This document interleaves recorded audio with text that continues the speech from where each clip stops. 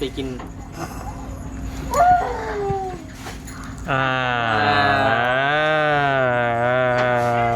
เอามากินก็ได้เอานะมาจะใส่พร้อมของแม่มันนะทายนักไทยเบานะเนี่ยโอ้แกยากอะไรกันรู้สึกเนี่ยไหนดีใจคือบ่กินจ้ะอิ่มเลยดิอิ่มบ่กินใจเลยบ่ตอบแทนเราได้ผลอีกดีใจทำได้หลายเด้อเนาะคนแรกคุยกันว่าอยากไปเยี่ยมไปยามเพื่อนซ่านเจ้ามี FC เพิ่นอยากไปเบิ่งอยากไปเห็นเด้อให้พาไปบ่าวเบิ่งได้บ่วันนี้ได้แล้วโอเคมื้อนี้เลยบ่น่ะเนาะมื้อนี้เลยแปลงคืนแล้วยิงขักเว้ยหมูนี่ก็หมุนอย่างเดียวเนาะโตกันบนหัวคอยแล้วก็หัวน้องเตยเนาะตอนนี้เลยบ่ตอนนี้เลย ไปเจอกัน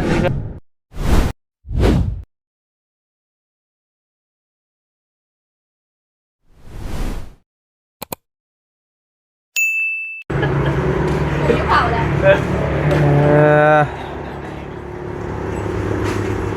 พี่น้องเลยเนาะกุ้งบอรี่ซื้อมันคือนี่แหละวะกุ้ง lobster เราเอาจำเขาหนามันได้เห็นป่ะโอ้เบิร์ดอะบ่ยังลายแหละมีนั่นบ่ซีฟู้ดยังแบ่งซีฟู้ดแล้วโซดาบูมี่โอ้หมดได้ซื้อมาเนาะกุ้งแช่คือสิแซ่บเนาะกุ้งแช่กินคือสิแซ่บไม่หนามืดก็ได้ว่าหากันแต่ว่าโจ๊กก่อนก็ได้เราเอากินเมื่อคืนนี่แซ่บดีตำเองแต่ว่าเมียเฮ็ด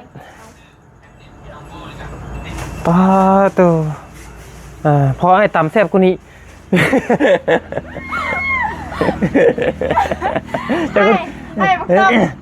จะคุ้นป่ะ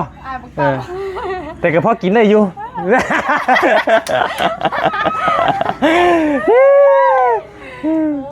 สบายดีเนาะพี่น้องเลยเอาพอดีมาต่อกันอีกรอบนึงพี่น้องเลยเนาะจะมายินดีนำคนบางคนพี่น้องเลยเนาะคือว่าได้ iPhone 17พี่น้องเลยอย่าปูก็พอป๊อกลัวฮอดน้ำระบาวไส้พุ่นได้นี่ราคาน่ะของระบาว20,000นึงไหน20,000ถ่วนเลยของเจ้าน่ะกลัวฮอดระบาวมื้อเดือนเป็นหมื่นผู้เนาะแต่ได้ผู้สาวพร้อมของระบาวได้ไม่ห้างได้นี่น่ะโอ้ยไม่สดเอาพี่น้องเลยก็ดีใจน้ำในลายเนาะที่น้องๆเพิ่นไล่ครับก็คือทั้งบ่ยาวเคยเว้ากับบอดี้น่ะพี่น้องเนาะ FC ได้ผู้ละคนก็เว้าอยู่สำหรับครอบครัวน้องไปเตยครอบครัวน้องโบน้องเวลก็เป็นครอบครัวที่พออยู่พอกินอยู่พี่น้องเนาะก็บ่ถึงว่าลำบากเกินแต่ว่าก็ยังมีอะไรที่มันขาดเกินที่เพิ่นยังหาน้องๆเพิ่นยังหาด้วยตัวเองยังบ่ได้นะพี่น้องเนาะแต่ผู้ใหญ่เห็นแล้วกับผู้ใหญ่สงสารเนาะเป็นอะไรนี่คือไม่มือสั่นอ่อนเนี่ยแค่เรียบร้อยเนาะเรียบร้อยเลยลิบเขาผิดเอาหนีบมาผิดเอากุ้งล็อบสเตอร์น้อยกินเมื่อคืนแล้วว่ากินเมื่อคืนแต่บ่คักจังนึงบ่แล้วว่ากินแล้วรู้สึกว่ามันคันปากเป็นบ่กระเพาะกุ้งบ่ได้แพ้มันคันซื่อบ่อันนี้เปลี่ยนซื้อไหมอันนั้นกุ้งธรรมดานี่กุ้งล็อบสเตอร์น้อยอย่างเงี้ยกุ้งล็อบสเตอร์น้อยแม่ล็อบสเตอร์ภาษาฝรั่งบ้างเลย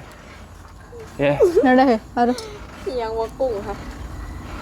ชิปยังนี่แหละชิปบอก15 ปีโอ้ยยังไงเอาดีชิปนี่แหละ10หรือ10 10แม่นบ่เฮาก็บ่แน่ใจแม่นบ่วิ กุ้งเอิ้นบางไหนภาษาอังกฤษ เด้นางโบเด้นางโบให้เก่งนะ อ้าวโยนมาพี่อีกเลย มาช่วยภาษาเยอะแม่นี่ ล็อบเตอร์ มาเมนและ เอารับเตอร์เลยรับเตอร์หน่อย มีแต่คนเฮียนหนังสือฮอตมออะไรพี่น้องเลยเนาะโอเคนะกะคือสิว่าได้กินรับตำๆติ่มๆเพราะเบิ่งเลยสีมากระถินจ้าเขาบอกเลย เอามีอยู่บ้างวะ นี่เฮ้ยบ้า เอา เห็น บ่ได้เลย เขาออกไปนั่นแหละก็ยังบ่เฮ็ดอยู่ได้ เขาบอกได้ ขึ้นเขากกมักต้องเนาะ โบตำแซ่แต่หมักต้องก็ยังบ่เห็นกินยังบ่เห็นทั้งเปลือกหมักต้องอัน จะมักต้อง พู คุณตำรวจพูดอะไรปิ่นกองเสมดู ตำแม่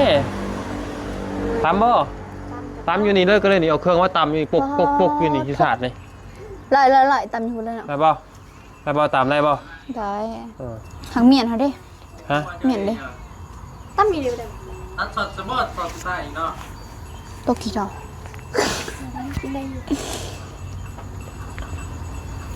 น้ำลายเลยมึงเขาเสียหายซีมา บ่นี่มีแต่ปฏิเสธ มือยังเปื้อนอยู่มือยังเปื้อนอยู่เบสเลยขีดปอดเลยหยอกพี่น้องเอ้ย สดน้ำปลาแหลกคักๆเนาะ ปลาแหลก วันนั้นก็ไปแต่งเจียวไปไผก็ได้คนหนึง เขาแต่งโบแซบ แต่งแซ่บบ่แซ่บก็แต่งรถเฮ็ดรถเฮ็ดคือเจ้ากินแหละแล้วว่ากินได้ว่าเราว่าจะกินกับหมักต้องไปเต้ย โก แล้วว่าจะกินกับหมักต้อง โกโฮม หมักต้องหมักใหญ่ๆนะสวยใหญ่นึงมาอยู่ในคอเด้อสิว่าอย่างกระวังได้ว่ามันเอื้อไอ้ใหญ่ได้ อาซา บ่ไว้คอเจ้าแหละ บอไว้ในคอยแหละ เฮ็ดมาเลยเฮ้ยเฮ็ดมากินหรือมาซอยมาจีโบเหรอ จะกินกุ้งเด้เนาะ กินเลยไหม กินหน่อยไหม แกกูอยากเป็นบันไดไว้บ่เคยกิน นั่นแหละกินแซลมอนได้เนาะ เขาซิมได้บ่ กินรส กุ้งไผนี่กุ้งปอกไฟเนี่ยบ่จังคอยจื้อนี่นะแม่นบ่ แมนอยู่ในกระปุกแดงค่ะเนี่ยเตยเป็นฟ้าแดงๆอันกระปุกกาแฟค่ะ กูฮ้อนดีว่ะฮ้อนเว้ย บ่เผ็ดปานใดเด้ออันเตยเอ้ย ไอ้ยาวเสียหาย เอาพอดีพองามพอดีกินนะบ่เผ็ดใช่ป่ะ แซ่บอยู่แต่ต้องให้อันคนของใจกินก่อนแล้วเนาะไปกิน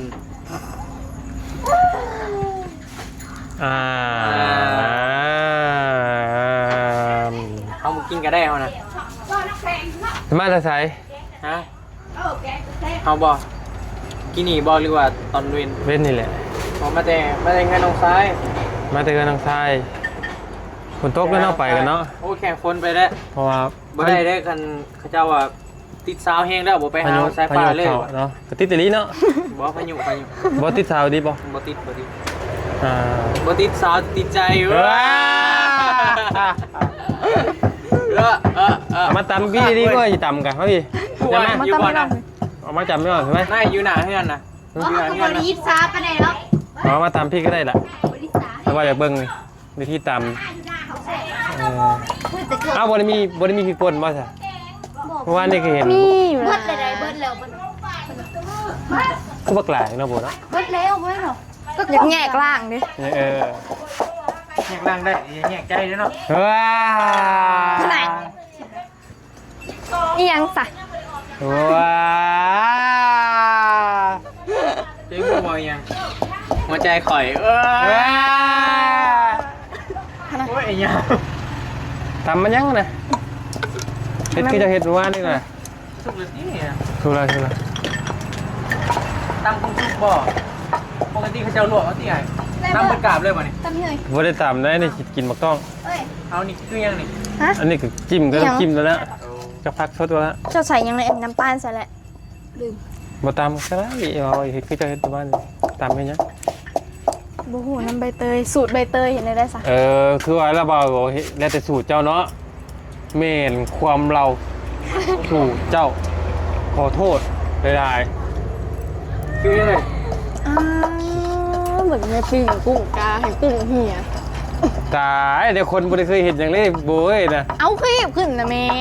มันก็ให้ไผกินได้ตัวหนึ่ง โอ้ย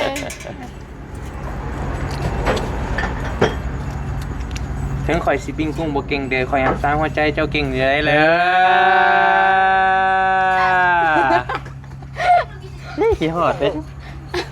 คิดฮอดไผ งานเมียอยู่เพื่อน คือบอกเอาเรามาน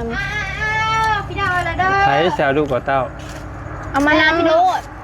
แม่ประเด็กเลยค่ะเอาสูตรอ้ายซะบัดนี้ประเด็กใช่ ประเด็กอยู่ใน ตั้มมะกล้องบ่หรือว่ากินแจ่ว กินเจ้าก็ได้อย่ามามันเสียเวลา อย่างนี้บอก เดี๋ยวกินจุกส้มนะ จุกเลยกัน โบเฮ้ก็ได้โบเจียวเนี่ย เฮ้ยเอามาแล้วนะบูวิทเฮาดอ อันนี้ได้แจ่วยัง เอาไปโลดตัวนี้ก็เอาไปเห็ดซองแจ่ว โอเคมายุงมาเลย ให้เฮาแต่งมวยเงาแจ่ว เราแต่งมาเลย เอาไม่ ใส่กระโตกใส่ยังมันเลยโอเคไอรีเด้ไอรีแม่ไฟเชื่อไอรีใส่ไฟให้เบาเลยนี่โอ้แต่เคยใหญ่บ่มากรถไฟบุ้งปานไหนเลย เคยใหญ่มา ต้องเคย เคยมีเด็ดปล่อยให้เนี่ย มีอยู่รหัสของเราว่าอย่างว่า33นี่แหละบ่33ก็11นี่แหละ ซุ่มอะไร 33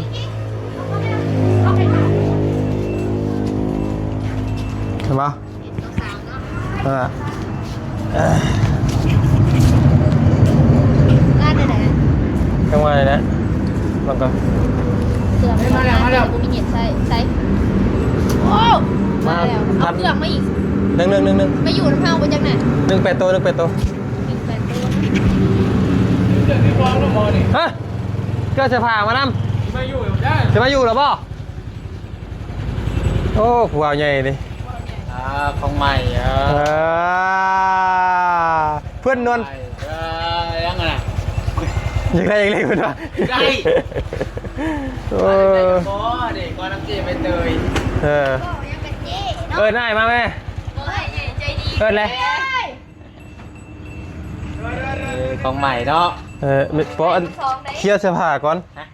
สิมาอยู่สิมานอนนี่บ้างวันนี้ ของนุ่มเบล บ่เรือเท่ๆเดี๋ยวดื้อมือแดง เดี๋ยว โอ้ย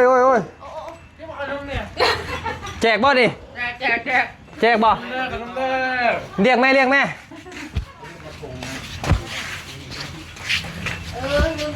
เคยใหญ่บ่อยู่แล้วมืดเฮ้ย แม่นบอก เอ้าคือบ่ใส่กระโตกกระเต็นมากับเจือเด้อพี่ ปีนแหละ เอามา มาหากัน มา เหลี่ยมมากเนาะ โอ้เอาโอ้ยยานดิ เอา จะระเบิดมาให้ โอ้ระวังนะ สิบ่แตกบ่ โอ้โหยังกระยานะไม่นี่มานั่งเทิน เสียงมินๆนะ มียังเลย เสียงมิน มินกระน้องยิ้มโตแล้ว ๆเบี้ย มินปากว่าวี่จักจีบผู้สาวลายกี่ดิ เอาไปใส่ไม้ได้ มินปลาแดกพี่ เอาคือแตกอันนี้ บอกไว้เฮ้ย บริดีนะ ห้อยโค้งอยู่แม่นบอก ใช้มาต้องเขานะไม่เอามาต้องมาพานะ มาต้องนี่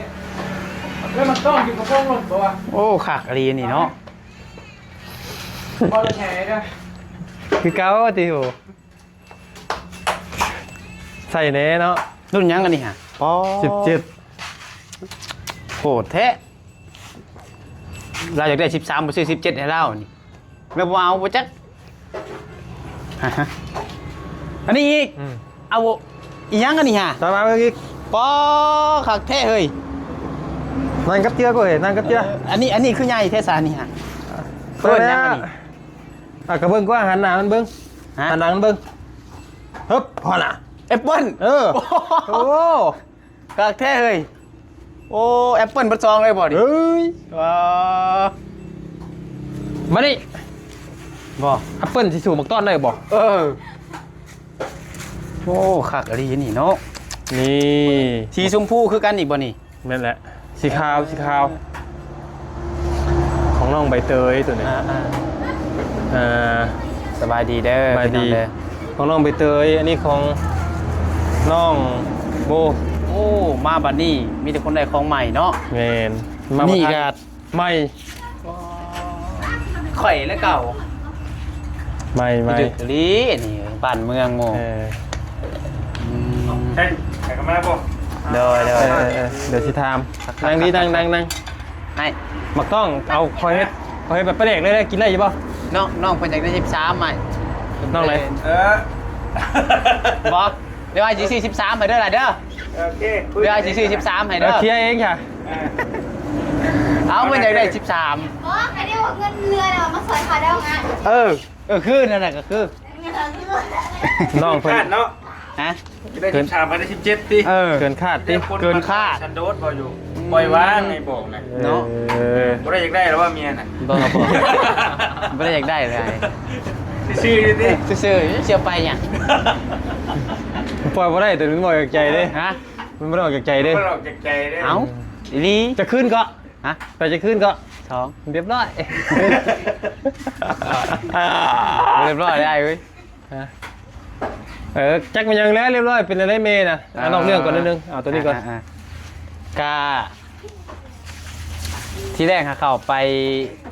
หาหมอครั้งแรกค่ะเข้าไปในห้องค่ะเพิ่นหมอทั่วไปบอกเพิ่นเดินเพิ่นว่าเพิ่นว่าที่แรกเพิ่นว่าเจองานยากแล้วนะมีแต่ถามหมอใหญ่มาเด้อเพิ่นเลยให้ออกมาคืนทางนี้ก็คิดนักแล้วทางนี้ก็ได้ พอเจองานเนี่ยเนาะ เพิ่นว่าเจองานยากเพิ่นเบิ่งในใบตั๋วนะเพิ่นเบิ่งบ่เป็น เว้ยซับซ้อน เพิ่นก็นั่นแหละที่แรกก็ตกใจเพิ่นเบิ่งบ่เป็นเพิ่นว่า อันหมอบ่ แม่น หมอเพิ่นบ่ไปกวดบ่ โดยแต่บัดนี้ถ่ารอบบ่ายเข้าไปอีกรอบบ่าย3นี่แหละหมอใหญ่บาดนี้ถือว่าอหยังเพิ่นเอิ้นอาจารย์หมอเนาะ โดยแม่นแหละ อาจารย์หมอคือหมอใหญ่ชุดเลยเข้าไปเพิ่นก็บ่ได้ตรวจเป็นหยังไงเพิ่นเบิ่งกันใบเอ็กซเรย์ใบอันนั้นนะ MRI บอกเพิ่นเด้อเพิ่นเบิ่งเพิ่นก็เพิ่นว่ามันบ่แม่นก้อนเนื้อมันบ่แม่นก้อนเนื้อแล้วบ่แม่นอันโรคไข้แห้งเพิ่นว่า โอ้ แบบว่า โอ้ไปเลย โดยก็ยังว่า ดีใจ ดีใจนำดีใจนำ โดย ก็ถึงเลข แม่ กลัวถึงเลขพุ่นแล้วนี่ ดีได้ดี แล้วเพิ่นว่าอันมันเป็นแบบทุ่งน้ำทั่วไปแบบว่าเฮากินลงไปหั่นน่ะแหละแบบมัน ตื่น มันสิว่าแนวใดมันตกค้างใช่ว่ามันตกค้าง แล้วมันบ่มีผลหยังบ่ ก็หมอว่าเพิ่นก็ยังบ่มั่นใจ 100% ไม่นี่วะ ต้องไปกวดเพิ่มเติมอีก แม่นเพิ่นนัดให้อีก2 เดือนเพิ่นให้ไป MRI ใหม่อยู่โรงหมอศรีนครินทร์อยู่โรงหมอเพิ่นเองหั่นน่ะ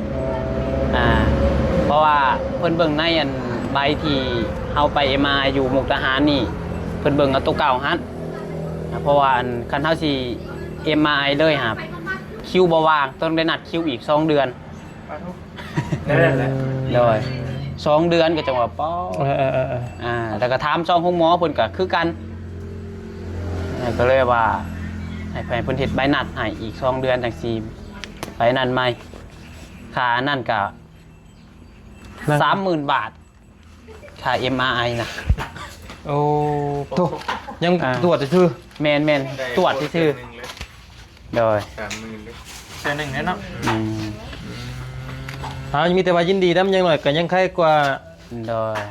ตะกี้เนาะ แม่นที่แรกก็อุกใจแล้วเพราะว่าจันได้ผ่าถามเบิ่งหมอหาในหันเพิ่นว่าคะแนนว่าผ่าห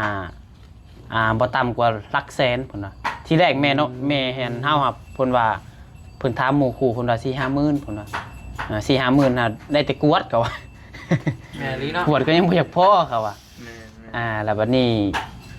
มันหลักแสนนะคะแนนบ่ได้ผ่าให้ดีนะดีใจนำยังหน่อยก็ลงอกเนาะ โดย โอเคแหละพี่น้องกันเดียวเพิ่มเติมในไหนก็ไปเบิ่งในช่องน้องเพิ่นเพราะว่าก็น้องเพิ่นก็คือสิฮู้ดีกว่าที่เพราะว่าสิชัดเจนกว่าในช่องเฮา โด เนาะ ยแม่น แต่ที่แน่ๆมากินจบก่อนไปเตยเด้ บ่เคยเห็นเนาะมาบัดนี้เพิ่น ไปเตยใช่ปะโอ้ยต้องโบใช่โบดิ นี่คือครัวกำลังเห็ดเจียว เปล่าต้อง คักแค่ตำดุ่มๆอยู่มียังไงเอาหมอนี่เขาถึงหัวถึงตัวระบาดเลย นะใช้เสือบริถึงเลยทั้งตัวได้เสือซื่ออืม เอายังมีเอามาจะส ไอ้ อนบอก ใหม่แล้วน่ะมันทำใหม่แล้วโทรศัพท์อยู่ไหน ใช้ป้าอยู่นี่ก็เห็นแล้ว อ้าว ถ้าเพิ่นบ่ยิ้มก็ได้เฮ้ยเฮ้ยนะ ไอ้พี่เอาพี่ช่างมาเสียพี่เอามาคนดูแล้ว ง่ายเบล ใช่ คนหนุ่มด้วย คนดูแล้ว นี่นะนี่นะ นี่นะ ตัวคือเบียร์ของน้องอ่ะนะ ใครเอาน่ะ ใช่ ยังซ้ ทำสัญญาเมื่อวานนี่ อ่าคือเบิ่งในคลิปว่าไอ้ายอยากกินหยัง เอาไปเลยกินยัง เว้ย อยากกินหมักต้อง เอ็ม น้องเป็นก็ไปหามาให้เลยดิ แค่ปะ อ่า รีบขึ้นรีบขึ้น แม่นเนาะ รีบขึ้น เราเป็นคนเราไปเอาเดี๋ยวก็ชวนเราเนาะ บ่กาแฟกาแฟ โอ้ไม่เพิ่นเนาะ ำโอ ไม่ เค เพิ่ โอน เคโอเค กาแฟ ไม่เสร็จ อืม ยังบ่ได้เปลี่ยนกล้องให้เราบ่เห็นอยากได้น้องตี บ่ เนาะ มีนั่นเลยอย่างไปหลอกบนหางบ่มีซ้ เนาะตาละเตะ เอามาเปลี่ยน เออบ่ได้เปลี่ยน ำไปหลอกบนแล้วบ่มี หายากก็ได้ยังว่าเบิดอันกรุงเทพหาขากล้องไปบาร์บี้ เบิด นี่ ก ก็ รุงเทพจะไปกรุงเทพป่ะ เบิดกรุงเทพประเทศไทย โอแมนขอนแกน เออวัดกอนแก่นจ้ะโอ้ยเกิดว่า เทพอยู่ผู้ หาขากล้องไปบาร์บี้นี่ก็เบิดขอนแก่นกรุงเทพ มันต้องสร้างเอาต้องสร้างเอา ชุดได้ของข่อยได้บ่มี มันมีแต่แบบของเขาไอเตียงอ่ะหายากเรียนนี่อยากได้แบบนี้มันแข็งแห้ง แม่นบ่สร้างเอาก็ได้ตีบ่ยากนะให้น้องนิ้วปักให้เขาเดียวแล้วน่ะ บอกกันถ่ายได้ชมเขาลูกเขา กินกระอิ่มมาเขาแน่เนาะ มืดเราก็บ่หาดอกไฟมาแคน ไฟมาให้แน่ อ่ะ อยากคือกันเถอะ เราถาม ของมักได้เหรอ คัด ขักเนาะ คุกเพราะ ถ่ายได้ไหมน่ะ ถ่ายรถมันแรงเขาต่างเฟซเสียลงไปเลยเนี่ย แล้วก็ พอรีบอ่ะ เท่เลย คุกจอว่า กินน้ำแน่กินน้ำแน่อยากยับไป ได้ห่านพูดแล้ ยับ ว ไปอีกดิ หนึ่งแล้วแค่ว่าทำเนี่ย ได้แล้วใช้ปล่อยแล้วคลิป ไปแล้วไปกินนี่ไป โอ้ถ่าเบิ่งอยู่ได้ ส่ง พอดีน้อง คนไล่ให้เด้อ ส่ง คนไล่ให้แน่วะ บ่แล้วกดแหละ กดได้กดแชร์ให้แน่ เบิ่งเขายังไม่ได้เบิ่งชับ ลงกินนี้ลงกินนี่ ถาม กดไล่ให้แน่กดไล่ให้แน่ ไปถามหาพักจังเง้งกับบุมี่ นะ พี่นี่ มียังคือบักสังเกต บ่มีบ่ พักขยี้ดี ทิชชู่ด้วยนะ เบิ่งผู้ อ่ะทิชชู่เบิดแล้วบ่แล้วทิชชู่มันไปทิชชู่กับดอกไฟมาเลยเด้อ ดอกไฟใส่ มันอยู่จุ่มหน่อยป่ะ ตุ่มหน่อยไปเบิ่งดูไป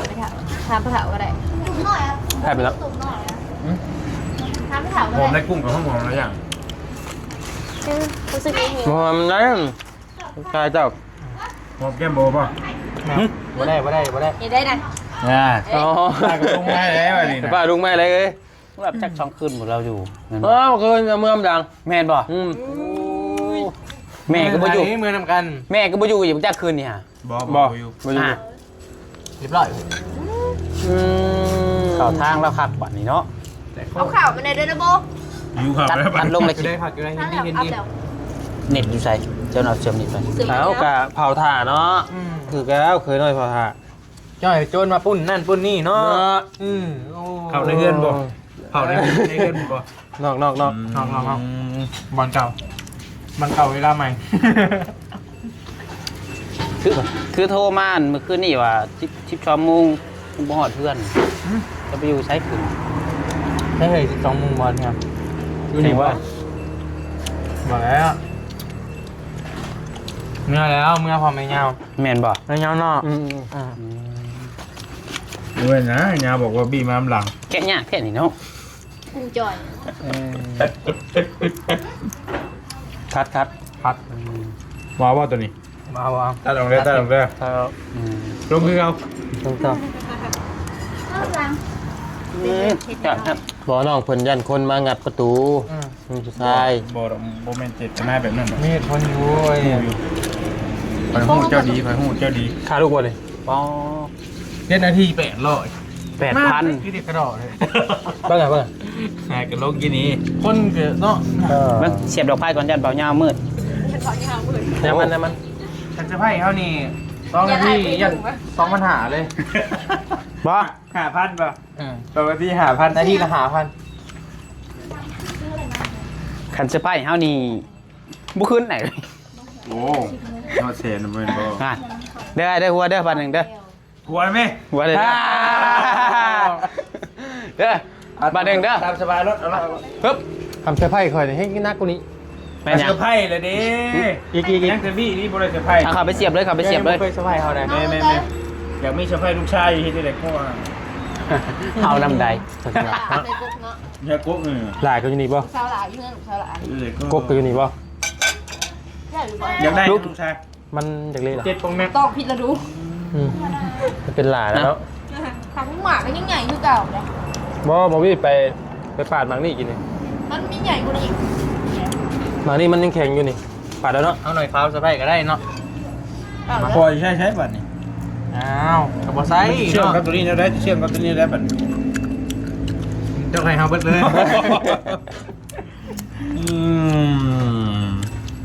เอ้ย มาตอบแซงว่าแหละเจ้าวิเบิงนู่นแหละไปเบิ่งให้ ยุงเนาะ กุ้งอันนี้น่ะบ่ต้องแก้กาบ แม่นบ่ เลยวะ กู้ไอ้ยาวตั้งกล้อง ขอบใจเอาไปใช่ล่ะ ไปซื้อห้า ขับรถให้กว่านั่นเองเห็นเนาะกันว่านั่นกัน มาถ่ายแล้ว ต้องถ่ายกันยะ น้องเบิร์ดจิ๊บท้องเลย